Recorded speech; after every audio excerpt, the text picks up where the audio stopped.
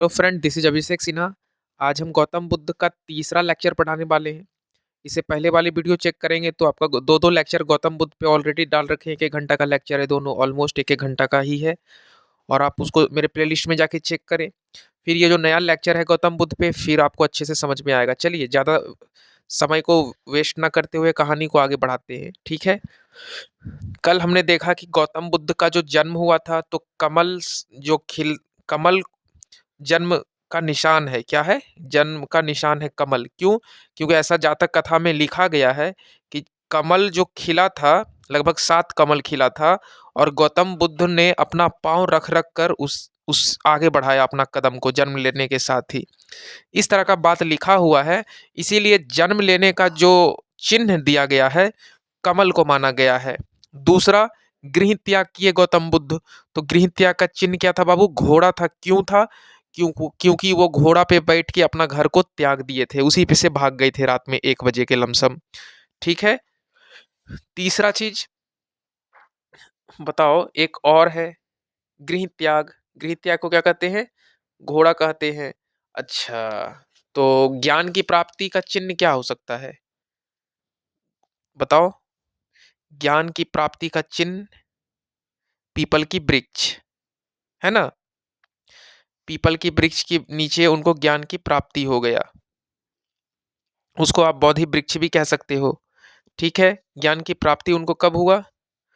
तो ऐसा कहा जाता है कि वैशाख पूर्णिमा के दिन ही उनको ज्ञान की प्राप्ति हुआ। और इसी वैशाख पूर्णिमा के दिन इनका जन्म भी हुआ। और इसी वैशाख पूर्णिमा के दिन गौतम बुद्ध का मृत्यु भी हुआ। तो इसी कारण से वैशाख पूर्णिमा को क्या कहा जाता है? बौद्ध पूर्णिमा भी कहा जाता है। ये सब जो कॉन्सेप्ट है, ये सब चीज को अच्छे से रख लो। ठीक है। गृह त्याग की जो घटना हुई थी वो घोड़ा के द्वारा हुई थी, इसलिए सिंबल क्या रखा गया? घोड़ा ही रखा गया। ठीक है। और गृह त्याग का जो घटना था बाबू, इसको महानिविष्क्रम कहते हैं। बहुत अच्छा, ये चीजें नहीं है, ये गृह को त्याग कर दिए थे। पीपल की वृक्ष के नीचे इनको ज्ञान की प्राप्ति हुई थी। लगभग 45 दिन की इन्होंने तपस्या करी थी। ठीक है। और पीपल के वृक्ष जो है वो बोध गया में पड़ता है। ये सब पॉइंट को नोट करो। और उनको निर्वाणा हुआ था, उनका कह लो कि उनका जो मृत्यु हुआ था, वो लगभग 80 वर्ष की आयु में उनका क्या हो गया था बाबू? मृत्यु हो गया था। और एक चीज याद रखो, जो निर्वाण है ना, निर्वाण, ये जो बार बार हम वर्ड को इस्तेमाल कर रहे हैं, गौतम बुद्ध का कहना था कि ये जन्म और मृत्यु के चक्र में जो हमारा मानव का देह है या फिर और भी जीव जंतु का देह फंस गया है, और भी गाय हो गया, भैंस हो गया, सुगर हो गया, बकरी हो गया, गीदड़ हो गया, ये सब लोगों को, इंसान के इतना दिमाग बुद्धि होता नहीं है, तो ये लोग भगवान को पूजते भी नहीं है। भगवान को कौन पूजते हैं? इंसान पूजते हैं। और तपस्या कौन करते हैं? इंसान करते हैं। तो इंसान में यदि जन्म गलती से भी हो जाता है, तो अभी आपके पास वह मौका है जीवन का, आपके पास वही अपॉर्चुनिटी है कि आप दिन भर भगवान का नाम लेकर के ये जो जन्म और मृत्यु के चक्र में फंसे हुए हो, ये खत्म कर लो। क्योंकि भगवान से कहो, इतना आप अघोर तपस्या करो, भगवान भगवान करो, अच्छा कर्म करो, एकदम झूठ मत बोलो, किसी जीव जंतु को मारो मत, मांसाहारी मत रहो, भगवान का नाम लो, अ, एकदम एक्सपेक्टेशंस जीरो रखो, सही रास्ता पे चलो, कभी कोई गलत काम ना करो, है ना। एकदम कायदे का नागरिक बनो। तो इस प्रकार से आप अच्छा कर्म करोगे तो ये जन्म और मृत्यु के जो चक्र में आप फंसे हुए हो, इससे आप मुक्त हो जाओगे। यही बात गौतम बुद्ध का कहना था, है ना। मतलब दीपक का कंप्लीट रूप से क्या हो जाना? बुझ जाना। जन्म और मृत्यु से मुक्त हो जाना।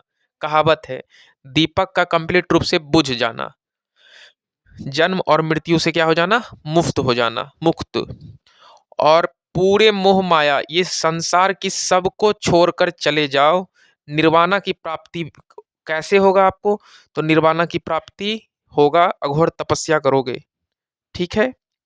निर्वाण मिलेगा, वैसा मृत्यु मिलेगा, वैसा मृत्यु मिलने के बाद सीधे आपका जो जगह है वो भगवान के घर में होगा। फिर ये जो जन्म के चक्कर में फंसे हुए हो, कभी एक देह से दूसरे देह, दूसरे देह से तीसरे देह में जो आपका आत्माएं जा रही है, वो सब होना बंद हो जाएगा। ऐसा ही कुछ गौतम बुद्ध ने बताया है जातक कथा के अकॉर्डिंग, ठीक है।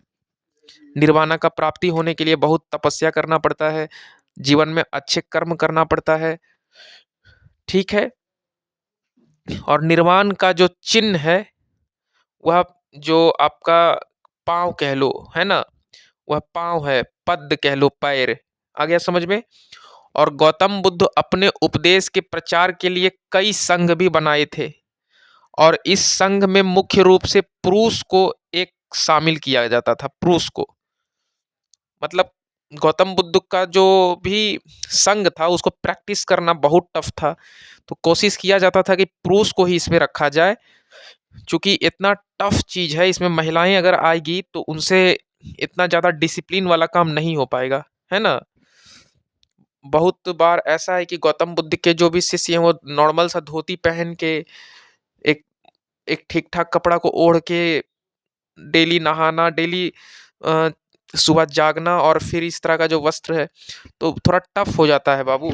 मतलब महिला के लिए थोड़ा टफ हो जाएगा, वो इतना नियम कानून कायदे का नहीं कर पाई, क्योंकि जो महिलाएं थी उन लोगों के लिए थोड़ा सा टफ तो था कि पूरा का पूरा गौतम बुद्ध धर्म को अपनाना, और अपना करके पूरा जो भी नियम कानून है बौद्ध धर्म का उसको पूरा का पूरा एकदम 100% यूटिलाइज करना बहुत टफ था महिलाएं के लिए।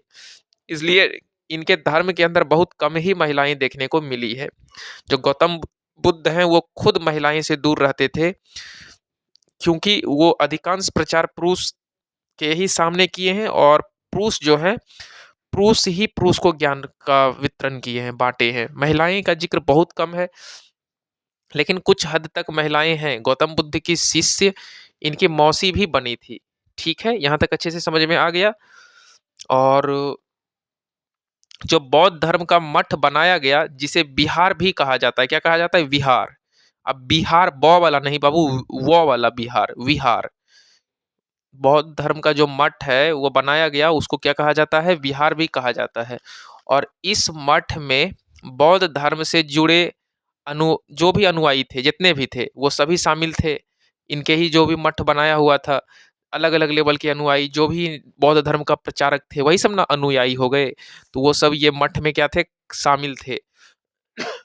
मठ जो था बाबू, गौतम बुद्ध जो बनाए थे मठ, ये मठ मुख्य रूप से कह लो कि पुरुष, कंप्लीट रूप से इस मठ में, इसमें जो अनुयायी थे वो कंप्लीट रूप से पुरुष ही शामिल होते थे। बट बहुत ही रेयर केस में महिलाएं, मतलब उस मठ में प्रवेश देने की अनुमति बहुत बाद में गौतम बुद्ध महिलाओं को दी, क्योंकि बहुत लोगों का रिक्वेस्ट आया कि महिलाएं भी बोली कि मतलब हम भी कर लेंगे फॉलो, कोई दिक्कत नहीं है, आपका धर्म, मतलब ऐसा धर्म को कौन नहीं अडॉप्ट करना चाहेगा अपने जीवन में, और ऐसा धर्म को अगर फॉलो करेंगे तो हमारे अंदर भी संस्कार बढ़ जाएंगे, गुण बढ़ जाएंगे, हम लोग का जीवन भी सुधर जाएगा। हम लोगों के मन में भी बहुत अलग लेवल का लालच रहती है, बहुत बारी गलती कर देते हैं जीवन में, बहुत तकलीफ होती है, हर तरह का दुख से मुक्त होना चाहते हैं तो वो गौतम बुद्ध का धर्म को अपनाना ही पड़ेगा। तो फिर बहुत बाद में जाकर के गौतम बुद्ध अलाउ करते हैं कि ठीक है, महिलाओं को भी, महिलाओं जो होती है महिला, उनको भी आदेश दिए गौतम बुद्ध कि ठीक है आप लोग भी ज्वाइन कर सकते हो, ये धर्म को फॉलो कर सकते हो। वो मठ जो था, जो गुट बनाए हुए थे गौतम बुद्ध, ग्रुप बनाए हुए थे, उसमें बहुत सारे अनुयायी थे, बौद्ध धर्म का प्रचारक थे, ये सभी शामिल थे, खासकर इसमें अधिकांश पुरुष ही शामिल थे। और ऐसा है कि गौतम बुद्ध के जो प्रिय शिष्य हम आपको बताए थे ना, जो आनंद नाम के थे, आनंद, आनंद बहुत रिक्वेस्ट किए गौतम बुद्ध को कि सर प्लीज, मतलब महिला जो है, महिला, उनको भी एंट्री होने दीजिए कम से कम, इस जो भी धर्म है इसमें महिला को भी एंट्री होने दीजिए। समझ में आ रहा है बाबू? कोई दिक्कत नहीं होना चाहिए, बहुत ज्यादा रिक्वेस्ट किए। कौन? आनंद। कौन थे आनंद? ये शिष्य थे किनके? बहुत ही ज्यादा प्रियते शिष्य थे गौतम बुद्ध के, और इन्होंने बहुत रिक्वेस्ट किया तो महिला को भी आदेश मिल गया। और बौद्ध जो है बाबू, उन लोगों जो बौद्ध शिष्य होते थे ना, वो सब बहुत डिसिप्लिन में रहते थे। अब महिला आ गई तो इसका मतलब ये मत समझना कि वो डिस्ट्रैक्ट हो जाएंगे, फ्लिट हो जाएंगे, ऐसा कुछ नहीं है। इतना ज़्यादा डिसिप्लिन था ना उनके अंदर कि गौतम बुद्ध का जो धर्म था उसको फॉलो करने के लिए एकदम आम मानव जो साधारण मानव है वो फॉलो नहीं कर पाएगा, क्योंकि बौद्ध धर्म के अंदर बहुत ज़्यादा डिसिप्लिन था और ये डिसिप्लिन को फॉलो करना बहुत टफ था, है ना। धोती पहनना, सुबह 4 बजे से पहले नहाना, घूम घूम के गौतम बुद्ध का धर्म को प्रचार करना, किसी भी जीव जंतु को गलती से भी नहीं मारना, गलती से पैर के नीचे अगर चींटी भी आ गया तो बहुत देख देख के चलना, झूठ नहीं बोलना, है ना। भोग विलास से दूर रहना, हर तरह का जो भी है, और ब्रह्मचर्य का पालन करना बहुत टफ था, मतलब जो बौद्ध धर्म है। और माइंड में एकदम 0% एक्सपेक्टेशंस को रखना, भिक्षा मांग के भूख को मिटाना, खाना एकदम भिक्षा मांग के, घूम घूम के भिक्षा मांग के खाना खाना। तो बाबू बहुत टफ था, इनके धर्म के अंदर को एकदम घुसना और अडॉप्ट करना बहुत टफ था लोगों के लिए, लेकिन बहुत ही ज़्यादा सुकूनदेह भी था। इसमें गौतम बुद्ध अगर महिला को इजाज़त दिए तो उनकी मौसी भी आई थी। ठीक है, यहाँ तक अच्छे से समझ में आ गया। और जो गौतम बुद्ध थे, जब तक इस धर्म में जो पुरुष वगैरह जब तक था, तो यह धर्म जो है ना, गौतम बुद्ध का कहना था कि जब तक धर्म में पुरुष हैं यह धर्म ज़्यादा चलेगा, और जब महिला शामिल होने लगी उसके बाद यह धर्म जो है कुछ 1000-1500 वर्ष में ही खत्म हो जाएगा। ये बात गौतम बुद्ध कह दिए थे आनंद को कि भाई पुरुष को ही रहने दो। लेकिन आनंद बड़ा जिद्दी करने लगा कि नहीं नहीं गौतम बुद्ध भैया प्लीज, इसमें ना महिला को भी दे दीजिए इजाजत। लेकिन गौतम बुद्ध बोले ठीक है, लेकिन गौतम बुद्ध ये बात कह दिए थे कि भाई देखो, हम महिला को इजाजत देना नहीं चाहते हैं, क्योंकि देखो ऐसा बात है कि महिला, मानो ना मानो, इस संसार की सबसे खूबसूरत रचना होती है। और जो पुरुष हैं और महिलाएं दोनों अपोजिट चार्ज हैं, मतलब दोनों अलग अलग हैं और एक दूसरे से आकर्षित पक्का होंगे, ये ह्यूमन नेचर है। और हम बौद्ध धर्म के अंदर बहुत ज़्यादा डिसिप्लिन को मैनेज मेंटेन करते हैं, बहुत ज़्यादा डिसिप्लिन मेंटेन करते हैं बौद्ध धर्म के अंदर। तो इस वजह से बात क्या है बाबू, कि हम चाहते नहीं हैं कि इसमें महिलाएं घुसे, और बहुत लोग हैं, अनुयायी हैं और सब पुरुष हैं और सब अपना जीवन अच्छे खासा जी रहे हैं। अगर महिला को नहीं चेहरा देखेंगे तो वो डिस्ट्रैक्ट भी नहीं होंगे, उनको किसी तरह का भी कुछ मतलब अट्रैक्शन नहीं होगा आपस में। और फिर इस तरह का गौतम बुद्ध का विचार था कि भाई महिला को दूर रखते हैं, साफ सुथरा एकदम, ये लोग मेरा डिसिप्लिन में रहेगा। लेकिन गौतम बुद्ध कह दिए थे कि ठीक है आनंद, जब तुम कह रहे हो तो महिला को इजाजत देते हैं, लेकिन बाबू तुम देखना यह धर्म लगभग 1000-1500 साल तक में ही खत्म हो जाएगा। ठीक है, बट फिर भी उन्होंने आनंद की बात को स्वीकार कर लिया। कौन? गौतम बुद्ध ने बोला ठीक है आनंद, तुम मेरे प्रियता शिष्य हो, तुम चाहते हो कि इस धर्म में महिला आना चाहिए तो आए। आ गई महिलाएं, लोग भी आ गई, प्रवेश करने लगी और काफ़ी महिलाएं घुस गई। और जो सबसे पहली महिला अगर शिष्य बनती है तो उनकी अपनी जो सौतेली माँ या फिर मौसी कह लो, अर्थात मौसी ही कह लो, है ना, प्रजापति गौतमी पहली शिष्य बनी वो धर्म का, गौतम बुद्ध के धर्म का पहली शिष्य बन गई प्रजापति गौतमी। ठीक है, यहाँ तक अच्छे से समझ में आ गया। और इसके अलावा वैशाली की प्रमुख, जो वैशाली जाओगे तो वहाँ पे जो प्रमुख नारी त्यांगना था, मतलब वैशाली में, इस धर्म को एडॉप्ट की। ठीक है, वैशाली में जो नारी त्यांगना था ना, वो भी इस धर्म में घुस गई, वैशाली के जो प्रमुख थी। यहाँ तक अच्छे समझ में आ गया। और वैशाली के जो भी क्षेत्र थे, तो इस धर्म को सबसे पहले जो महिलाएं लोग आने लगी ना इस धर्म में, एकदम दबा के लाइन लग गया महिला का भी। तो वैशाली वाला जो क्षेत्र था, तो खासकर वैशाली वाले क्षेत्र से ही महिलाएं घुसने लगी, वहाँ से बहुत ज़्यादा अनुमति मिल गया था, गौतम बुद्ध को अनुमति दे दिए थे, तो काफ़ी महिलाएं इस धर्म को अडॉप्ट कर ली।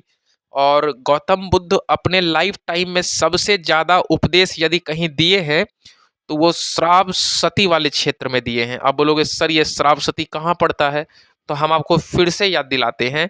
हम आपको महाजन पद वाला चैप्टर पढ़ाए थे, तो उसमें श्रावस्ती की राजधानी क्या बताए थे बाबू? कौशल बताए थे। ठीक है ना। इसके अलावा बौद्ध के जो अंतिम उपदेश थे, क्या बताए? बौद्ध का जो अंतिम उपदेश था, क्या था? वह जो उपदेश देते थे ना गौतम बुद्ध, तो अंतिम उपदेश अपनी जो शिष्य थे, वो सुभद्र, उसको ही अंतिम उपदेश दिए।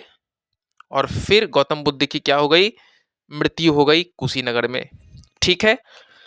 गौतम बुद्ध के अंतिम उपदेश, यदि वह मतलब ये क्वेश्चन आएगा कि गौतम बुद्ध अंतिम उपदेश किसको दिए, तो सुभद्र नाम के व्यक्ति को दिए, जो गौतम बुद्ध के धर्म में शामिल हुआ था।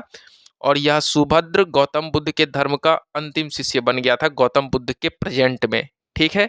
बाद में भी बहुत सारे शिष्य जुटे इनके मरने के बाद भी, लेकिन प्रेजेंट में जब गौतम बुद्ध जीवित थे तो सुभद्र जो था, उसको अंतिम उपदेश दिए थे गौतम बुद्ध। ठीक है, यहाँ तक अच्छे से समझ में आ गया। और फिर उसकी सुभद्र की क्या हो जाती है बाबू? मृत्यु। सुभद्र नहीं, गौतम बुद्ध की मृत्यु हो जाती है। कहाँ पे? कुशीनगर में। और एक एक चीज याद रखना कि मृत्यु तो हो गई, और उस वक्त इनकी उम्र लगभग 80 वर्ष की थी। कितने की थी? 483 BC में इनकी मृत्यु हो गई। ठीक है, अच्छे से समझ में आ गया। और 463 BC में इनका जन्म हुआ था। 463 BC में इनका जन्म और 483 BC में इनकी मृत्यु, है ना? नहीं नहीं बाबू, 563 में ना जन्म हुआ था, 563 में। तो 563 में जन्म हुआ था और 483 में मृत्यु। लगभग लगभग लगभग कंप्लीट रूप से 80 वर्ष पूर्ण ही गया था। गौतम बुद्ध जी लिए था 80 वर्ष। और कुशीनगर उस वक्त जो था वह मल महाजनपद के क्षेत्र में पड़ता था, और वहीं पे गौतम बुद्ध की मृत्यु हो गई। और इस प्रकार से गौतम बुद्ध ने अपने पूरे जीवन, जितना भी जीवन जिया है, धर्म को लेकर, नैतिक ज्ञान को लेकर, या फिर जो भी उनका धर्म का प्रचार, ये सब करने का बहुत ज्यादा प्रयास किया अपने जीते जी गौतम बुद्ध, है ना? मतलब नैतिक ज्ञान को इतना बांटा, इतना बांटा, अच्छा अच्छा बात को समाज में फैलाए, लोगों लोगों को समझाए कि आप दुनिया में आए हैं तो आशा मत रखिए, नहीं तो आपको दुख ही दुख होइएगा, खुश कभी नहीं रह पाइएगा। आशा रखिएगा तो किसी भी क्षेत्र में आशा रखा जा सकता है ना? जीने का वजह ही जीवन में आशा हो जाता है। तो गौतम बुद्ध का कहना था कि बिना कोई आशा का जीवन को जी लो, बहुत ज्यादा मजा आएगा बाबू। बिना कोई आशा का बस जीवन को जियो, है ना? कोई एक्सपेक्टेशंस नहीं, किसी भी जीव जंतु को मारो नहीं, हर लोगों का इज्जत करो, सबसे अच्छे से बात करो, है ना? और शिक्षा हासिल करो, इस तरह का बात, वो भी नैतिक शिक्षा कह लो, गौतम बुद्ध का कहना था। क्योंकि गौतम बुद्ध ही कहे थे कि नैतिक शिक्षा ना व्यवहार, ऐसा शिक्षा को धिक्कार। ठीक है, नैतिक शिक्षा बहुत जरूरी है। मान मर्यादा में रहना चाहिए पूरा जीवन, और एक तौर तरीका से जीना चाहिए, तभी हम एक स्वस्थ समाज के स्वस्थ नागरिक कहलाएंगे। हमें अपने जो इंडियन जो भी कल्चर है, भारत की जो भी संस्कृति रही है, वो संस्कृति को फॉलो करना चाहिए, और हमें वो संस्कृति के डोर में बंधे रहना चाहिए। मान मर्यादा नहीं भूलना चाहिए, और हर लोगों से अच्छा से बात करना चाहिए, किसी से एक्सपेक्टेशंस नहीं करना चाहिए। और मतलब किसी जीव जंतु को मारना नहीं चाहिए, खा मांस मछली का भोग नहीं करना चाहिए। हर तरह का अच्छा अच्छा गुण गौतम बुद्ध के धर्म में है। और जो भी अच्छा अच्छा ज्ञान गौतम बुद्ध को प्राप्ति हुई, तो वो सभी लोगों के बीच में बांटे, और लोगों को बताए गौतम बुद्ध कि भाई आप क्या करो, बस अच्छे से जीवन को व्यतीत करो, अच्छा कर्म करो, आप भगवान के घर जाओगे, फिर आपका कोई जन्म नहीं होगा। ठीक ना? मतलब जन्म और मृत्यु से आपको छुटकारा मिल जाएगा। जो मनुष्य का जीवन सबसे खास होता है, यह चीज को हासिल करने के लिए, आप मान लो डीएम एसपी भी बन जाओगे, तो ये तो खैर पोस्ट पद है ना, ये तो आपके जीते जी ये पोस्ट मिल गया। लेकिन ये जन्म और मृत्यु से छुटकारा थोड़ी मिल गया। तो ये सब कैसे मिलेगा? तो आपका अच्छा कर्म रहेगा, आपका अच्छा गुण रहेगा, भगवान के लिए आप कितना समर्पण करते हो, और गौतम बुद्ध का कहना था कि हर पल हर क्षण में भगवान है। भगवान को कोई मूर्ति के द्वारा पूजा नहीं जा सकता है। भगवान को अलग अलग मूर्ति के रूप में नहीं बांटा जा सकता है। हर एक क्षण, हर एक पल, हर एक कण कण कण में भगवान बसे हुए हैं। आपके अंदर भगवान, आपके बाहर भगवान, हर जगह ईश्वर ही है। ईश्वर के द्वारा ही बनाया गया ये पूरा संसार है। ठीक है, तो ईश्वर को प्लीज बांटिए मत, ऐसा गौतम बुद्ध ने कहा था लोगों को उपदेश के माध्यम से।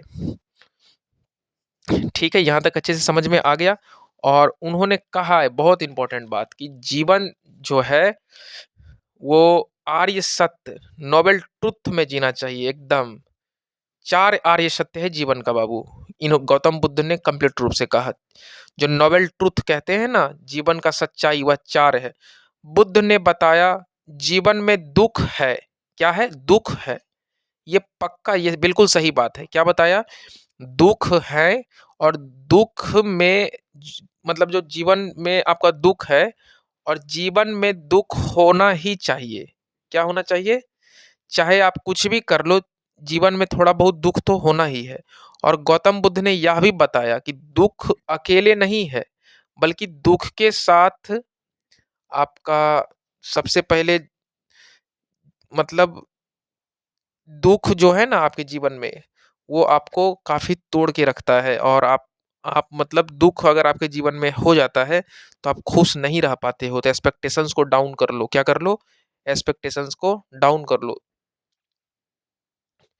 गौतम बुद्ध का कहना था कि ये पूरा संसार में ये दुख का एक अलग लेवल का समुदाय ही है, एक ग्रुप ही बना हुआ है। अलग अलग एज के लोगों को दुख अलग अलग होता है। छोटे बच्चे को दुख इसलिए है क्योंकि उसको एक्सपेक्टेशन है कि उसके पास खिलौना होना चाहिए। थोड़ा सा मैच्योर होता है तो उसको अलग लेवल का दुख का कारण बन जाता है। और सीनियर होगा तो उसके पास दुख है, उसका कारण कुछ अलग है। बहुत ज़्यादा एजेड हो गया है, बूढ़ा है, तो उसके पास भी दुख है। लेकिन सबका एज एज के कारण दुख का कारण भी क्या हो जाता है? अलग अलग हो जाता है ना? अलग अलग समुदाय बने हुए हैं ये दुख भरी संसार में। ठीक है, युवा को उसका अपना कुछ दुख है, उनका पर्सनल मैटर के कारण। बूढ़ा है तो उनका पर्सनल मैटर के कारण उनको कुछ अलग दुख हो सकता है जीवन में। छोटे बच्चे को चॉकलेट नहीं मिला तो इस वजह से वो दुखी है। लेकिन ये दुख तो है पूरे संसार में। और ये एक ही उपाय है इसका, 0% एक्सपेक्टेशंस। ठीक है, यहाँ तक अच्छे से समझ में आ गया। बुद्ध ने बताया कि इस दुख को समाप्त भी हम कर सकते हैं, एकदम बिल्कुल समाप्त किया जा सकता है। दुख का एक निरोध मार्ग भी है, यह गौतम बुद्ध ने कहा। और गौतम बुद्ध ने दुख से बचने के लिए कुछ अष्टांगिक मार्ग भी बताया। बोला आप टेंशन मत लो, दुख से बचा जा सकता है इस संसार में। हम आपको कुछ रास्ता बताते हैं। उस अष्टांगिक मतलब कुछ 8 प्रकार का रास्ता आपको हम बताएंगे। वह रास्ता को आप अपना लो और आप पक्का दुख से एकदम कंप्लीट रूप से छुटकारा पालोगे। आपको जीवन में कभी भी दुख नहीं होगा। ठीक है, और यह जो गौतम बुद्ध का अष्टांगिक मार्ग है, मतलब 8 रास्ता, 8 रास्ता आप मतलब इसको आप पालन कर सकते हो अपने जीवन में, है ना? गौतम बुद्ध ने आपको 8 तरह का रास्ता बताया है दुख से बचने के लिए। सबसे पहले सम्यक दृष्टि। यहाँ सम्यक का मतलब क्या है? सही है। सम्यक दृष्टि का मतलब सही चीज देखें, कुछ गलत चीज जीवन में ना देखें, है ना? आप हमेशा जो आपको दृष्टि करते हो, देखते हो, देखने के वजह से ही इच्छा जाहिर होता है। तो जब आप कुछ वैसा देखोगे ही नहीं तो आपके मन में इच्छा आएगा ही नहीं। अभी आप देख लिए कि भाई ना, कि कोई बच्चे हैं उनके पास अपना पर्सनल हेलीकॉप्टर है, और हम उसको बार बार देख रहे हैं, वो आसमान में हेलीकॉप्टर लेके उड़ते रहता है। तो हमारे मन में भी क्या आ जाएगा? एक्सपेक्टेशंस आ जाएगा, इच्छा जग जाएगा कि एकदम वैसा वाला ही हेलीकॉप्टर हमको भी अगर हो जाए ना, पढ़ लिख लेते हैं, हमको भी मिल जाए तो मज़ा ही आ जाएगा। और यदि हमको हेलीकॉप्टर नहीं मिलता है तो दुख हो जाता है ना? सम्यक कर्म, कर्म हमेशा अच्छा करो। सम्यक संकल्प, सम्यक वाक, सम्यक अजीब, इस तरह का ज्ञान वो 8 को दिए थे। ठीक है, सम्यक व्यायाम करना चाहिए, सम्यक स्मृति होनी चाहिए, सम्यक समाधि होनी चाहिए। गौतम बुद्ध ने कहा कि जो व्यक्ति इन 8 मार्ग का पालन करेगा, उसके जीवन में दुख बिल्कुल खत्म हो जाएगा। और इसके अलावा गौतम बुद्ध ने कुछ नैतिक आचरण के बारे में भी बताया। अब आप बोलोगे सर नैतिक आचरण के बारे में क्या कुछ बताया, बताइए जरा। तो मनुष्य ने अपने जीवन में ये जो आप आपको भी जस्ट ही बताए हैं कि नैतिक आचरण में आपका सत्य हो सकता है, ठीक है, अहिंसा हो सकता है, उपरिग्रह हो सकता है ना, ब्रह्मचर्य हो सकता है, ये सब आपका नैतिक आचरण में आ सकता है, ठीक है। एकदम सत्य बोलो, अहिंसा मतलब किसी जीव जंतु को नहीं मारो, उपरिग्रह से या फिर ब्रह्मचर्य हो गया।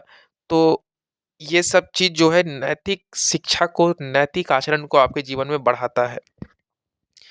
सत्य, अहिंसा, उपरिग्रह, ब्रह्मचर्य ये सब का पालन करना चाहिए जीवन में, तकलीफ कभी नहीं होगा।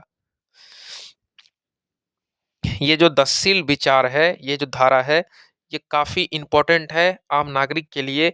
और अगर ये सब चीज फॉलो कर लिया तो उनको जीवन में कभी भी तकलीफ नहीं होगा। गौतम खांसी हो गया है थोड़ा।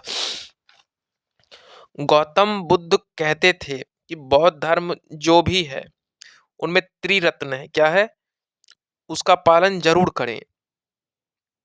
त्रि जो आप त्रिरत्न के बारे में जो बताएंगे, कुछ ऐसे बातें हैं जो लिखी गई हैं। जैसे पहला बात क्या हो सकता है, बुद्ध सबसे सत्य है, क्या है, सबसे सत्य। धम्म का मतलब यहाँ धर्म होता है, तो धर्म जो है सबसे सत्य है, वो बौद्ध धर्म है, ठीक है। और संघ का मतलब एक ऐसा ग्रुप जहां पे बौद्ध धर्म के प्रचार के लिए काम किया जाता है, उसको ही संघ कहते हैं। पहला बुद्ध, दूसरा धम्म, तीसरा संघ, ये इसी को कहते हैं त्रिरत्न। बुद्ध सबसे सत्य है, बुद्ध का मतलब ही सच्चाई होता है, ठीक है। धम्म, धम्म का मतलब बाबू धर्म, और धर्म सबसे सत्य है, ठीक है। संघ, एक ऐसा ग्रुप जहां पे बौद्ध धर्म के प्रचार के लिए काम किया जाता है। गौतम बुद्ध ने जीवन में दुख का बहुत बड़ा, क्या, दुख का बहुत बड़ा कारण क्या बताया पता है? अब आप बोलोगे क्या, तृष्णा, क्या बताया, तृष्णा, तृष्णा, तृष्णा, ठीक है। और तृष्णा का मतलब है जीवन में कुछ पाने का लालच या लालसा। और जब तक हमारे जीवन में किसी भी चीज को लेकर लालच और लालसा रहेगी, अगर वह चीज नहीं मिलती है तो हमें जीवन भर दुखी रहने का वह कारण बन जाएगा, ठीक है।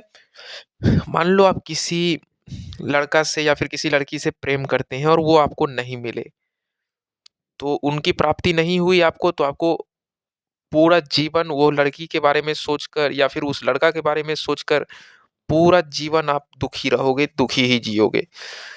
इसलिए किसी को पाने का इच्छा ही ना रखो, ठीक है। जब तक हम अपने जीवन से तृष्णा, है ना, तृष्णा का मतलब होता है पाने की इच्छा रखना, ठीक है। तो गौतम बुद्ध ने कहा कि जब तक हम अपने जीवन से तृष्णा को ना हटाएं तब तक हम लोग दुखी ही रहेंगे, ठीक है। और इस तृष्णा का समापन सिर्फ अपने जीवन में अष्टांगिक मार्ग को अपनाकर ही किया जा सकता है। और गौतम बुद्ध के अनुसार मनुष्य के जीवन का अंतिम लक्ष्य निर्वाण ही है। और आप बोलोगे सर निर्वाण का मतलब क्या, तो मृत्यु ही होता है बाबू। और ये निर्वाणा का मतलब होता है वह मनुष्य के जीवन जो भी चल रहा है, तो जन्म और मृत्यु का जो भी चक्र है इससे मुक्ति मिल जाना, ठीक है। इसी को कहते हैं निर्वाणा। जन्म और मृत्यु से अगर मुक्ति आपको मिल जाता है तो आपको निर्वाणा की प्राप्ति हो गई। निर्वाणा का प्राप्ति का मतलब आप भगवान के घर चले गए कंप्लीट रूप से। अब आपका जन्म नहीं होगा, और जब जन्म होगा ही नहीं तो आपको कभी भी तकलीफ नहीं होगा। मान लो कि अभी आप इंसान है तो भी तो मरोगे ही। आपका जन्म खस्सी में हो जाए तो भी आपको लोग काट देगा, गर्दन काटेगा, है ना, बुच्चर सब। मुर्गा में हो गया तो आपका गला काटेगा। आपका जन्म हिरन में हो गया तो आपको शेर खाएगा जंगल में। तो कितना तकलीफ होगा जब आपको शेर दांती काट के मारेगा, दांत गरा करके। तो सोचोगे कितना दर्द होता होगा। भैंसा में हो जाएगा तो भैंसा को भी तो शेर खा जाता है, तो शेर खाएगा। या फिर इंसान ही उसको काट के खाएगा, भैंस को तो इंसान खाता ही है। तो सोचो कितना दर्द, तकलीफ, पीड़ा वाला जीवन होता है, और यह जन्म और मृत्यु से छुटकारा मिलना कितना ज़्यादा ज़रूरी है कि नहीं? ठीक है? मतलब यह मुक्ति मिलना बहुत ज़्यादा ज़रूरी है, यह जन्म और मृत्यु से। दीपक का बुझ जाना और ज्ञान की प्राप्ति होना, ये दोनों क्या है? कंप्लीट रूप से समान है। यदि आपको अच्छे से ज्ञान की प्राप्ति होगा, तो इसी को निर्वाणा कहेंगे। जब आप भगवान का बहुत ज़्यादा भजन करोगे, भगवान भगवान ही करोगे, तो आपको निर्वाणा प्राप्त हो जाएगा। इसलिए अच्छा कर्म करो तो आप पक्का भगवान के घर ही पहुंचोगे। ठीक है? यह बात गौतम बुद्ध का कहना है। आपका कर्म ही निर्वाणा को प्राप्ति कराएगा। और गौतम बुद्ध की भी जो मृत्यु हुई थी, उसे महापरिनिर्वाण के नाम से जाना जाता है। क्या जाना जाता है बाबू? महापरिनिर्वाण के नाम से जाना जाता है। गौतम बुद्ध जो थे, गौतम बुद्ध की मृत्यु जो हो गई थी, तब बौद्ध जो धर्म था, तब बौद्ध धर्म में संगति अलग अलग जगह करवाई जाने लगी।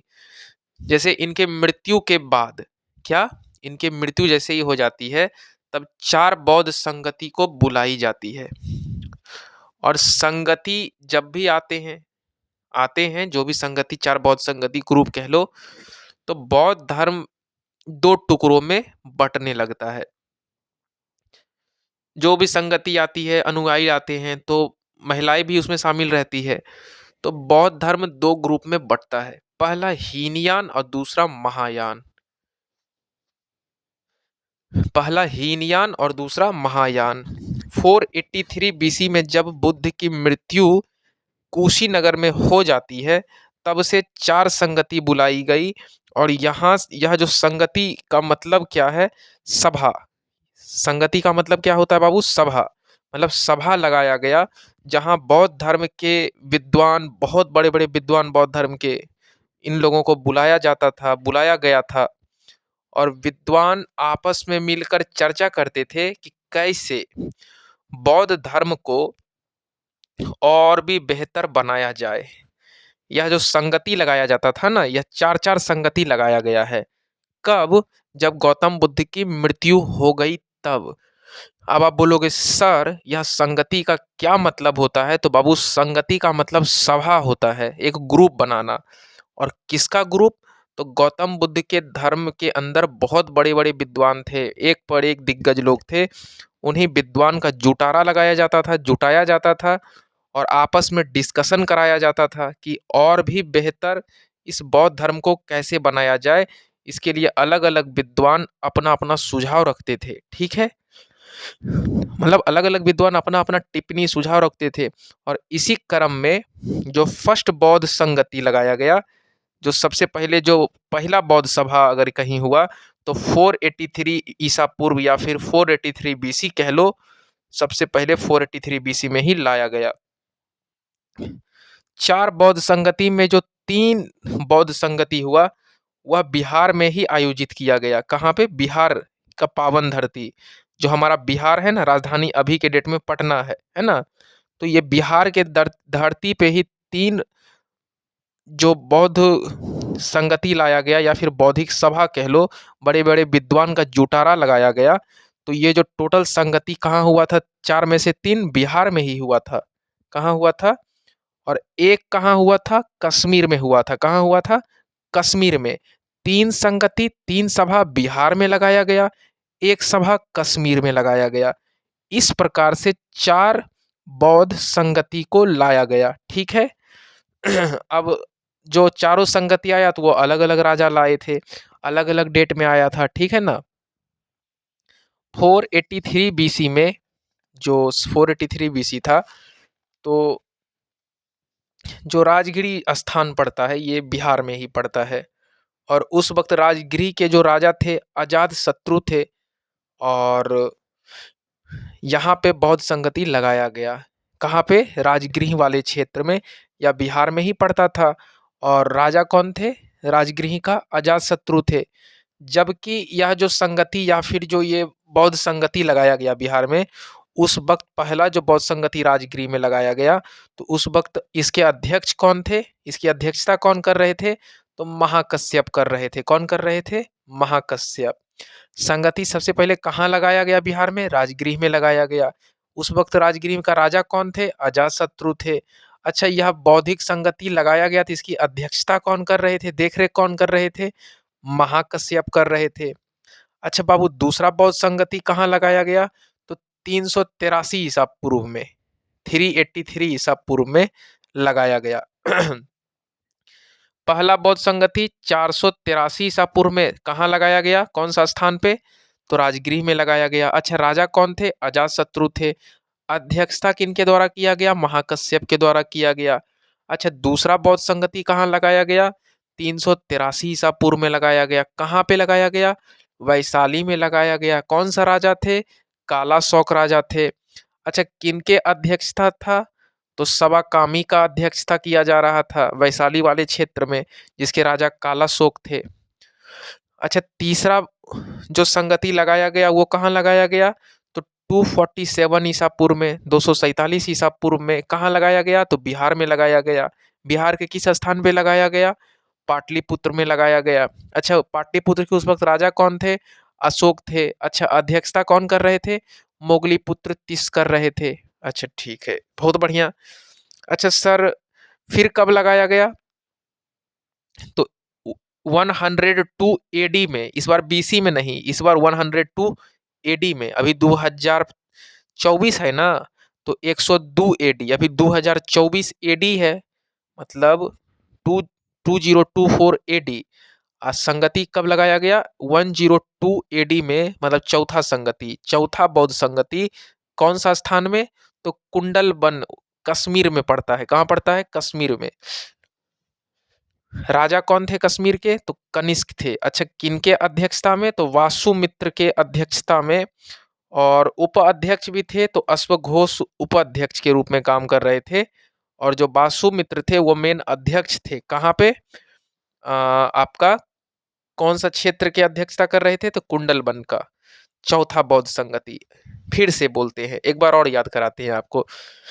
पहला बौद्ध संगति राजगृह में, दूसरा बौद्ध संगति वैशाली में, तीसरा बौद्ध संगति पाटलिपुत्र में, चौथा बौद्ध संगति कुंडलबन में। पहला राजगृह, दूसरा वैशाली, तीसरा पाटलिपुत्र, चौथा कुंडलबन, यह स्थान हो गया। अच्छा, पहला में राजा कौन थे, अजातशत्रु राजा थे, पहला बौद्ध संगति जो कि राजगृह में लगाया गया था। दूसरे में राजा थे काला शौक, जो कि वैशाली में लगाया गया था। तीसरे में राजा थे अशोका, जो कि पाटलिपुत्र में लगाया गया। चौथे में राजा थे कनिष्क, जो कि कुंडलबन में लगाया गया। कुंडलबन कहाँ पड़ता है, कश्मीर में पड़ता है। अच्छा, वर्ष को थोड़ा याद करो सीक्वेंस में। पहला बौद्ध संगति 483 बीसी, दूसरा 383 बीसी, तीसरा 247 बीसी, चौथा 102 एडी। 483, 383 याद रहेगा। 247 102, 247 102, 247 102, 247 बीसी, फिर 102 AD, 247 BC, 102 AD. Rajgriha, Vaishali, Pataliputra, Kundalban, ये स्थान हो गया है ना। राजगृह, वैशाली, पाटलिपुत्र, कुंडलबन। राजा कौन थे, अजातशत्रु, काला शौक, अशोक और कनिष्क। अजातशत्रु, काला शौक, अशोक और कनिष्क के। अध्यक्षता, तो पहला अध्यक्ष था महाकश्यप, दूसरा सावाकामी, तीसरा में मोगलीपुत्र तीस, चौथा में वासुमित्र। अच्छा, लास्ट में कौन काम कर रहे थे, तो अश्वघोष, वो उपाध्यक्ष के रूप में काम कर रहे थे, अध्यक्षता में उपाध्यक्ष थे। जब पहली बौद्ध सभा का आयोजन किया गया था, तभी दो पुस्तक लिखी गई, ठीक ना, क्योंकि बड़े बड़े विद्वान अपना अपना टिप्पणी दिए थे। दो पुस्तक लिखी गई, जब पहला आयोजन किया गया ना, बौद्ध सभा का पहला आयोजन, तो दो पुस्तक लिखी गई। पहला विनय पिटक और दूसरा सुत्त पिटक।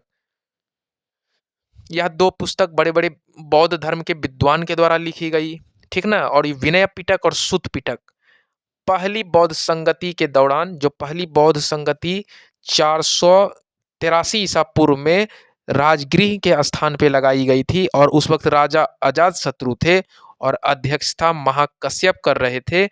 उसी बौद्ध संगति में दो पुस्तक लिखा गया, विनय पिटक और सुत्त पिटक। और यह जो बुक है वह बौद्ध धर्म से ही रिलेटेड बातें मिलती है, काफ़ी ज्ञान की बातें मिलेगी, इसे भी आप पढ़ना अगर आपको जीवन में टाइम मिले तो। और जब दूसरा बौद्ध सभा लगाया गया, दूसरा बौद्ध सभा 383 बीसी में कहाँ? वैशाली में लगाया गया। राजा कौन थे? कालाशोक राजा थे। अध्यक्ष कौन था? सावाकामी। ठीक है ना?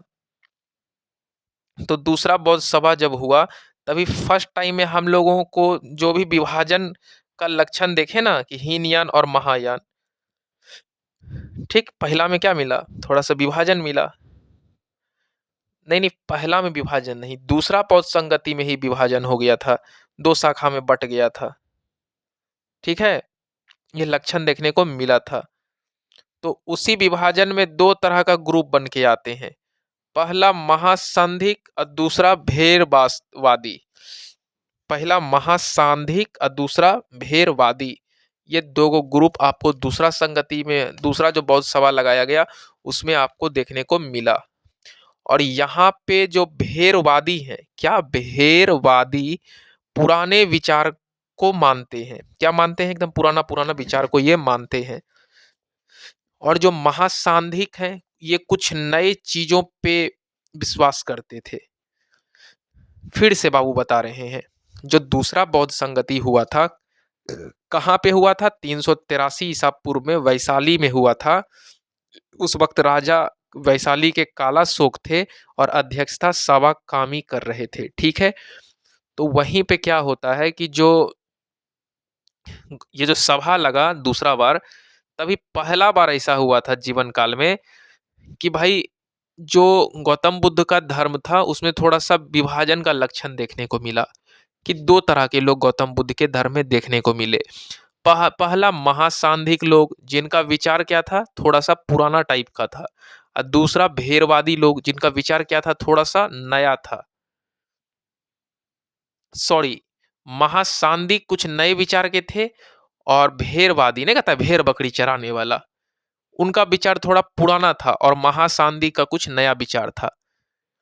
वो सब कुछ नई चीजों पे विश्वास करते थे और कुछ नई चीज को अपनाने के लिए ऑलवेज रेडी रहते थे। कौन लोग? महासांदिक लोग, है ना? भेड़वादी, भेड़ बकरी चराने वाला पुराना सोच, मान लो ना, अरे आपको याद कराने के लिए भेड़ बकरी बोल दिए। भेड़वादी पुराना सोच वाले, महासांदिक कुछ नए विचार वाले। ठीक है, और ये जो दोनों जो ग्रुप बन रहा है, कुछ नया चीज सिखाने के लिए बना, हमेशा कुछ नया चीज को एडॉप्ट करने के लिए महासांदिक था। और किंग अशोका का जब समय आता है तो ये तीसरा बौद्ध संगति होता है किंग अशोका के सामने में। ठीक है, और तभी अभिधम्म पिटक की रचना होती है। पहला बौद्ध संगति में विनय पिटक और सुत पिटक की रचना हो चुकी है, जो कि बौद्ध धर्म की कहानी पे ही आधारित है। ठीक है, वो पहला में हो गया था। दूसरा में दो गुट में बट गया था, पहला भेरवादी, पुराना सोच विचारधारा को अपनाने वाला, दूसरा महासांदिक, नया विचारधारा को अपनाने वाला।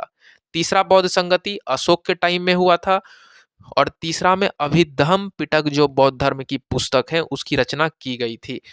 कुल मिलाकर तीन पुस्तक हैं बौद्ध धर्म से रिलेटेड, जो कि बहुत ही इंपॉर्टेंट है और एग्जामिनेशन पॉइंट ऑफ व्यू से बहुत ज़्यादा रिलेवेंट है।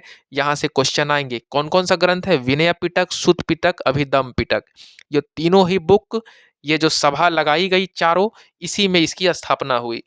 जो पहला सभा लगाया गया वो कहाँ पे लगाया गया? राजगृह में लगाया गया। क्या फायदा हुआ?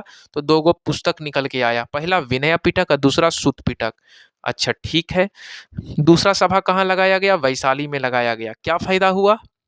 तो भाई यहाँ पे दो गो ग्रुप देखने को मिला, पहला भेरवादी पुराने सोच वाले और दूसरा महासांधिक नए सोच वाले। अच्छा, तीसरा सभा कब लगाया गया? 247 बीसी में। कहाँ पे लगाया गया? पाटलिपुत्र में लगाया गया। किसके सामने? अशोक के सामने। अच्छा, इसमें क्या कुछ देखने को मिला? ये सभा लगाने का फायदा क्या हुआ? तो इसमें अभिधम्म पिटक नामक पुस्तक की रचना हो गई। अच्छा ठीक है, जब चौथा बौद्ध सभा लगाया गया तो वो कहाँ लगाया गया? तो कनिष्क में लगाया गया। अच्छा, कनिष्क कहाँ पड़ता है? तो कुंडलबन कश्मीर चले जाओ, वहीं पे कनिष्क पड़ता है।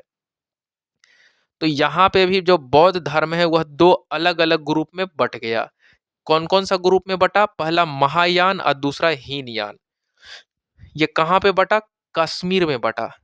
है ना? कश्मीर में जो लगाया गया था ना, तो बौद्ध धर्म को 2 ग्रुप में बँटते हुए देखा गया।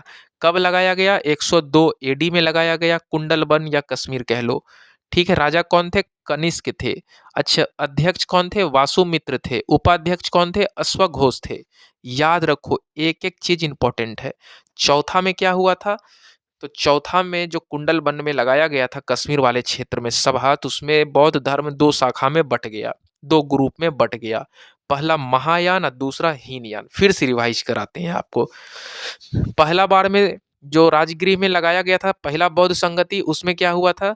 2 गो पुस्तक की रचना हुई। पहला विनय पिटक और दूसरा सूत पिटक। अच्छा, दूसरा 383 ईसा पूर्व में, कहाँ? वैशाली में। उसमें क्या हुआ था? तो उसमें आपको 2 मतलब भेरवादी जो पुराने विचारधारे वाले लोग थे, और दूसरा महासांदिक जो कुछ नए विचारधारे पे विश्वास करते थे। ठीक है, ये दोनों ग्रुप में बौद्ध धर्म बटा था। तीसरा बार में क्या हुआ? तो अभिधम्म पिटक की रचना हुई। चौथा बार में क्या हुआ? तो महायान और हीनयान 2 ग्रुप में बौद्ध धर्म बट गया। अब हम देखेंगे कि आखिर ऐसा क्या अंतर था हीनयान और महायान में? आखिर ये दोनों ग्रुप अलग-अलग ही क्यों? ठीक है? हीनयान का कहना था, हम वही उद्देश्य को मानेंगे जो हमें बौद्ध देकर चले गए ऊपर, मर गए। हम उसी उद्देश्य को मानेंगे जो बौद्ध भगवान हमको दिए हैं, बौद्ध हमको देकर मर गए, बस हम वही उपदेश को मानेंगे, उसके अलावा हम कुछ नहीं मानेंगे। हीनयान का कहना था। तो इसमें कुछ नया चेंजिंग नहीं करेंगे, जो बौद्ध देकर गए उद्देश्य बस उसको ही पकड़ के रखेंगे, उसके अलावा कुछ नया सोचना हीनयान को नहीं है। लेकिन जो महायान शाखा वाले लोग थे, उनका कहना था कि नहीं, इसमें कुछ नई चीज़ों को स्वीकार कर किया जा सकता है। परिस्थिति के अकॉर्डिंग कुछ ना कुछ इसमें ऐड ऐड किया जाएगा, ठीक है? वो महायान वाले का कहना था। हीनयान में गौतम बुद्ध जो थे, तो गौतम बुद्ध को एक महापुरुष के तरह माना गया था। किसको? किसमें? हीनयान में। हीनयान में जो गौतम, क्योंकि हीनयान का क्या कहना था बाबू, फिर से सुनो। हीनयान का कहना था कि हम जो मतलब जो हीनयान का जो ग्रुप था, उसका एक ही उद्देश्य था कि जो गौतम बुद्ध देकर मर गए हैं, बस हम वही उद्देश्य को मानेंगे, इसमें अपना समझाइश नहीं लगाएंगे। जो बात गौतम बुद्ध कहे हैं, बस वही सब कुछ है मेरे लिए, इसमें कुछ अपना नया समझाइश को नहीं जोड़ेंगे। लेकिन महायान वाला बोला, ये बोला नहीं पगलाओ कम, भाई इसमें कुछ ना कुछ तो नया जुटेगा ही, क्योंकि समय के अकॉर्डिंग थोड़ा बहुत परिस्थिति भी चेंज होता है, तो इसमें कुछ ना कुछ तो अकॉर्डिंग जुटेगा ही। गौतम बुद्ध जो थे, वह तो भाई 483 ईसा पूर्व में ही मर गए, तो उस वक्त का कहानी अलग था, अब का कहानी कुछ अलग है। अब तो 102 एडी आ चुका है, समाज थोड़ा बदल चुका है, तो इसमें कुछ ना कुछ एड ऑन तो होना ही चाहिए। यह बात महायान का था, लेकिन हीनयान बोला ना, जो गौतम बुद्ध बोल दिए हैं वही मेरे लिए ब्रह्मा का लकीर हो गया। ठीक है, क्योंकि वह गौतम बुद्ध को एक महापुरुष के तरह मानते थे, बट उन्हें कोई देवता नहीं मानता था। महापुरुष तो मानता था गौतम बुद्ध को, लेकिन देवता नहीं मानता था। एक्चुअली रीजन जानते हो क्या था? तो रीजन यह था कि गौतम बुद्ध ने स्वयं अपने आप को कभी देवता की उपाधि दी ही नहीं। गौतम बुद्ध लोगों को यही सिखाए कि देखो हम देवता नहीं हैं, हमें तुम लोग देवता कह के मत पुकारो। और बुद्ध जो है वह नास्तिक संप्रदाय पे विश्वास करता है। किस पे? नास्तिक पे। ठीक है, यहाँ तक अच्छे समझ में आ गया। और महायान गौतम बुद्ध को एक देवता के अवतार में देखने का प्रयास किए। कौन? महायान। ठीक है, मेन यही चेंजिंग था हीनयान और महायान में। हीनयान वाले कहे कि जो गौतम बुद्ध हमको उपदेश दे के गए हैं, हम उसमें अपना समझाइश नहीं लगाएंगे, हम उसमें कुछ भी चेंजिंग नहीं लाएंगे। लेकिन महायान बोले नहीं, हम समय के अकॉर्डिंग चेंजिंग लाएंगे। महायान वाले का कहना था, यदि वक्त आता है तो हम गौतम बुद्ध के मूर्ति का भी पूजा करेंगे। लेकिन हीनयान बोले बाप रे बाप, हम तो नहीं करेंगे, क्योंकि गौतम बुद्ध एकदम नास्तिक, नास्तिक का मतलब कोई भगवान पे विश्वास नहीं करने वाला होता है, ठीक ना? तो हीनयान वाला बोला कि नहीं, जो गौतम बुद्ध कहे हैं बस हम उनका उपदेश का पालन करेंगे। हम महायान वाला अपना दिमाग लगा लिया कि भाई हम मूर्ति उर्ति भी बनाएंगे गौतम बुद्ध का और उनको पूजेंगे भी, है ना? काहे कि भगवान तो अब मर चुके हैं और उनके मूर्ति को पूजेंगे, उनको हम देवता मानेंगे। तो हीनयान हमेशा जो है वह मूर्ति पूजा का विरुद्ध रहा है, क्योंकि हीनयान का कहना था कि गौतम बुद्ध हमेशा नास्तिक रहे हैं और हम भी नास्तिक रहेंगे। ये हीनयान जो ग्रुप था वो कह रहा था कि हम मूर्ति वूर्ति को नहीं पूजेंगे, गौतम बुद्ध का मूर्ति को नहीं पूजेंगे, और गौतम बुद्ध हमारे दिल में हमेशा हैं और रहेंगे। हम मूर्ति पूज करके दिखावा नहीं करेंगे। ये हीनयान वाले का कहना था।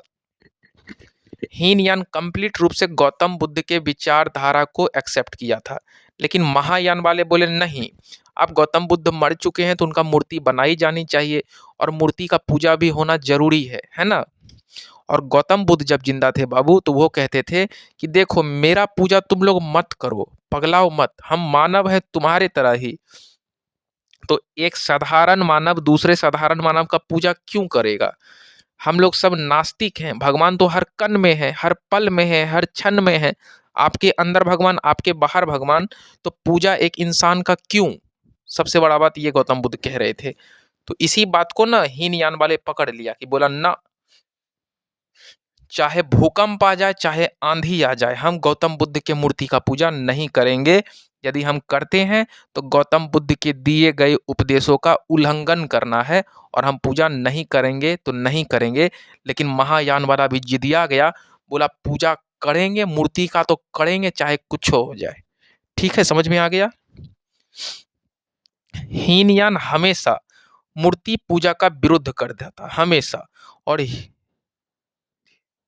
हीनयान मूर्ति पूजा एकदम जो है नहीं करता था, चाहे कुछ भी हो जाए। बोला हम मूर्ति पूजा तो भाई साहब करेंगे ही नहीं, चाहे कुछ भी हो जाए। और महायान शाखा जो था, है ना, महायान वाले, वो बुद्ध को देवता मानते थे। इसलिए महायान ग्रुप वाले बुद्ध की मूर्ति की पूजा करना शुरू कर दिए। और बाद में गांधार शैली के दौरान बुद्ध की बहुत सारी मूर्तियां बनाई गई। और कहा जाता है कि समाज में जो गांधार शैली आया था ना, आप बोलोगे सर ये गांधार शैली क्या होता है? तो गौतम बुद्ध की सुंदर मूर्ति बनाने की यह कलाकारी है। खूब सुंदर गौतम बुद्ध की मूर्ति बना बना के बाजार में सेल करते थे। और उस वक्त खूब इनका मूर्ति बिकना स्टार्ट हो गया, घरे घर लोग मूर्ति लाए थे जो जो बौद्ध धर्म के थे। ठीक है। और गांधार शैली से ही गौतम बुद्ध की सुंदर सुंदर मूर्तियां को तैयार की जाने लगी। और महायान शाखा वाले लोग खूब अच्छा से पूजा फूल माला पहना के करते थे, और गौतम बुद्ध का एकदम हमेशा नाम लेते रहते थे। लेकिन हीनयान वाले गरमा गए, बोले भाई साहब तुम गौतम बुद्ध का जो प्रवचन था उसका उल्लंघन किए हो, तुम लोग ओरिजिनल नहीं लगते हो, बौद्धिक। ठीक है, समझ में आ गया। दो ग्रुप बटा, और दोनों ग्रुप आपको अच्छे समझ में आ गया है ना। और बहुत सारी मूर्तियां बनाई गई, कौन सा शैली से? गांधार शैली से। और बौद्ध धर्म जो है उसका प्रचार और भी तेजी से होना स्टार्ट हो गया। अब देखते हैं हीनयान शाखा किन किन देशों में सबसे ज्यादा प्रचलित है। हीनयान का मतलब बिना मूर्ति वाला, दिल से मानने वाला बौद्ध को। जैसे श्रीलंका है, दक्षिण भारत के अंदर भी बहुत सारा क्षेत्र है जो हीनयान के समुदाय वाले लोग हैं, जो मूर्ति से नफरत करते हैं और दिल में गौतम बुद्ध को बसा रखे हैं। दिखावा करना 0%। बर्मा, ये सब जो कंट्री है, थाईलैंड, ये सब में भी गौतम बुद्ध की बिना मूर्ति का ही दिल से लोग मानते हैं, बौद्ध धर्म को अपनाते हैं बिना मूर्ति का ही। और महायान शाखा वाले भारत के उत्तर भारत चले जाओगे ना बाबू, तो उधर आपको महायान शाखा वाले लोग मिल जाएंगे। उत्तर भारत, उत्तर पश्चिम भारत चले जाओ, उस सब में आपका फैला हुआ है कौन सा? महायान शाखा वाले लोग। और महायान शाखा जो है वह एक नवीन परिवर्तन को ध्यान में रखकर काम करता है, एकदम नवीन परिवर्तन को ध्यान में रखता है अपने अंदर। ठीक है। और महायान जो शाखा है वह सबसे बड़ी विशेषता, वह बौद्ध सत्य को प्राप्त करवाना चाहता था। क्या चाहता था? बौद्धिक सत्य को प्राप्त करवाना। ठीक है, यहां तक अच्छे समझ में आ गया। अब आपके मन में सवाल उठ रहा है कि सर क्या बोलते हैं बौद्धिक सत्य का मतलब क्या होता है? तो बौद्धिक सत्य का मतलब बाबू ऐसा व्यक्ति जो स्वयं तो निर्वाण प्राप्त कर चुका है, और वह दूसरे व्यक्ति को भी निर्वाण तक पहुँचाने के लिए बहुत ज़्यादा प्रयास करेगा। ठीक है? इसी को कहते हैं क्या? बौद्धिक सत्य कहते हैं। समझ में आ गया? कि खुद तो निर्वाणा प्राप्त कर चुका है और दूसरे व्यक्ति को भी निर्वाणा प्राप्त करने के लिए प्रेरित करेगा, निर्वाणा प्राप्त करने के लिए पहुँचाने का पूरा प्रयास करेगा। देखिए, चीज़ें समझ में आ रहा है कि बोर फ़ील कर रहे हो? आ रहा है चीज़ें समझ में? भाई खाँसी हो गया है, कुछ समझ ही नहीं आता है। अच्छे समझ में आ रहा है बाबू? कोई दिक्कत किसी भी प्रकार का अगर है, तो आप कमेंट बॉक्स में लिख सकते हो, है ना? आपका टोटल का टोटल डाउट क्या हो जाएगा? क्लियर हो जाएगा। अगर किसी भी प्रकार का कोई डाउट है तो आप अभी कमेंट कर सकते हो। लेक्चर हम हमेशा बहुत सारा चीज़ बताते हैं ताकि आपको प्रीलिम्स तो छोड़ो बाबू, मेंस में दिक्कत ना हो। हिस्ट्री हम इस तरह का पढ़ाएंगे आपको कि मेंस तो छोड़ो, प्रीलिम्स तो छोड़ो, मेंस में आपको बहुत काम आएगा। और ये कहानी बहुत इंपॉर्टेंट है, एनसीईआरटी को एकदम निचोड़ के हम ना घोड़ के पिए हैं, तब इस लेवल का लेक्चर आपको दे रहे हैं। मजाक नहीं है, एकदम ऑपरेशन कर दिए एनसीईआरटी बुक का, ऑपरेशन हुआ है तभी इस लेवल का लेक्चर आपको दे पा रहे हैं, है ना? और मेरा हमेशा से एक ही कोशिश रहता है कि हम अपने बच्चे को इतना सरल भाषा में, इतना आसान भाषा में पढ़ाएं कि उसको पढ़ाई में इंटरेस्ट आ जाए और चीज़ें इतना अच्छा लगने लगे पढ़ के, इतना कॉन्फिडेंस आ जाए कि भाई उसको मतलब वो गौतम बुद्ध के फील कर ले। अगर हम पढ़ाएंगे तो हमको लगता है कि आप फील जब तक नहीं करोगे तब तक हम आपको वह टॉपिक बताते ही रहेंगे। फील होना चाहिए, फील। आहा हा, गौतम बुद्ध बढ़िया से समझ में आ गया। क्या होता है महायान शाखा, क्या होता है हीनयान शाखा, सबका सोच कैसा था, और भी जो गौतम बुद्ध के अलग अलग संगति बैठाई गई, अ, वो सब संगति में क्या क्या हुआ था। तो हमको लगता है मेरे पढ़ाने के बाद बहुत सारा चीज़ आपके मुंह पे आ ही गया होगा, है ना? चीज़ें आपको समझ में आ ही रहा है अच्छे से। और बौद्धि सत्य का मतलब क्या बताए? ऐसा व्यक्ति जो स्वयं तो निर्वाण प्राप्त कर चुका है और दूसरे व्यक्ति को भी निर्वाण तक पहुंचाने का प्रयास कर रहा है। अब आप बोलोगे सर ये बात तो आप बोल दिए, एक एग्जाम्पल दे दीजिए सर तो और मजा आ जाएगा। तो देखो यहाँ क्या बताए? बौद्धि सत्य, खुद निर्वाण प्राप्त करो और दूसरे को भी निर्वाण तक पहुंचाने का खूब कोशिश करो। तो एग्जाम्पल बाबू सीधा सीधी गौतम बुद्ध, स्वयं देख लो गौतम बुद्ध को। तो गौतम बुद्ध स्वयं तो निर्वाणा को प्राप्त कर चुके थे और दूसरे हजारों व्यक्ति को निर्वाण तक प्राप्त कराने के लिए बहुत ज़्यादा प्रयास किए और हजारों व्यक्ति को निर्वाण प्राप्त करवा ही दिए। ठीक है? इसी चीज को कहा गया है बौद्धि सत्य। जब मौर्य काल का इतिहास आप पढ़ोगे जाकर के या फिर गुप्त काल का इतिहास पढ़ोगे, तभी नालंदा महाविश्वविद्यालय की स्थापना हो जाती है और उस महाविश्वविद्यालय में बौद्धिक धर्म की शिक्षा जोर शोर से बंटने लगती है। खूब प्रचार होता है बौद्धिक धर्म का। किसमें? नालंदा महाविश्वविद्यालय में बहुत प्रचलित था। और उसमें जो भी लोग आते थे देश दुनिया से पढ़ने के लिए, वह नालंदा महाविश्वविद्यालय किस लिए जाते थे? तो उनको बौद्धिक धर्म के बारे में शिक्षा चाहिए था। जीवन में किसी भी प्रकार का तकलीफ है, दर्द है, टेंशन है, सब चीज़ से छुटकारा मिल जाता था तब जब लोगों को बौद्धिक धर्म का शिक्षा प्राप्त हो जाता था। ठीक है? हर तरह का एक्सपेक्टेशंस जीरो। और ऐसा कहा जाता है कि वर्ल्ड से लाखों लाख बच्चा उस नालंदा महाविश्वविद्यालय में एडमिशन लेते थे, विश्व भर के बच्चे, और बौद्ध का ज्ञान को सीखते थे और देश दुनिया में जा जाकर सिखाते भी थे। बहुत ज़्यादा प्रचलित हो चुका था। ठीक है? इसी को कहते हैं बौद्धि सत्य। खुद भी निर्वाणा प्राप्त करो और दूसरे को भी निर्वाणा प्राप्त कराओ। इसका मतलब क्या? जियो और जीने दो, है ना? जियो और जीने दो। आगे अच्छे से समझ में। और नालंदा महाविश्वविद्यालय तो बहुत ज़्यादा इनका जो बौद्धिक ज्ञान है उसको बहुत बांटा है, दुनिया भर के बच्चे में बांटा है। वो तो अलग बात है कि बख्तियार काकी खिलजी ने नालंदा विश्वविद्यालय को, जो लाइब्रेरी था जहाँ किताबें रखा हुआ था, उसको जला दिया। आपको पढ़ाए ही थे, है ना? खिलजी वंश में पढ़ाए होंगे। खिलजी वंश में नहीं, काफ़ी आगे पढ़ाई थी ना, मतलब गुलाम वंश में ही शायद पढ़ाए होंगे। ठीक है, एक बार देख लेना।